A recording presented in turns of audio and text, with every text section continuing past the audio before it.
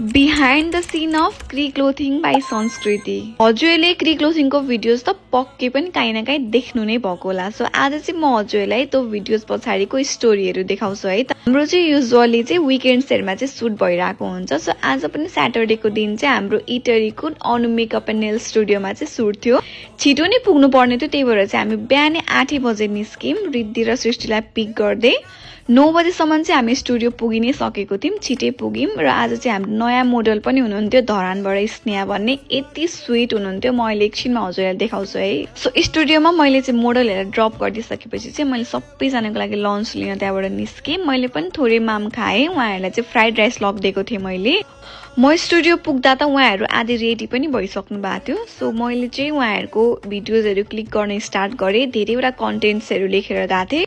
र नर्मल्ली सबै भिडियोजहरू म आफै नै क्लिक गरिरहेको हुन्छु। मलाई चाहिँ अरूले क्लिक गरेको भिडियोजहरू चाहिँ हत्तपत्त चित्त बुझ्दैन, आफैले क्लिक गरेरै आफै हाल्नुपर्छ। त्यहाँबाट हामी रेडी भएर चाहिँ हतार हाम्रो अर्को सुट लोकेसनतिर लाग्यौँ, प्रणामी मन्दिरमा। त्यहाँ पनि मैले सबै कन्टेन्टको सुटहरू सकाइसकेपछि चाहिँ लास्टमा चाहिँ हामी फुडशाला गएको थियौँ। फुडशालामा हामीले स्न्याक्सहरू इन्जोय गरेर त्यहाँबाट चाहिँ ड्रेसहरू चेन्ज गरेर निस्क्यौँ। रात पनि पर्न आइसकेको थियो। हाम्रो मोडल स्नेहालाई चाहिँ धरान पुग्नु पर्ने थियो, त्यही भएर उहाँ चाहिँ जानुभयो। सो हामी पनि उहाँलाई ड्रप गरेर विराटनगरतिर फर्क्यौँ। Thank you for all of your love and support and thank you for watching till the and.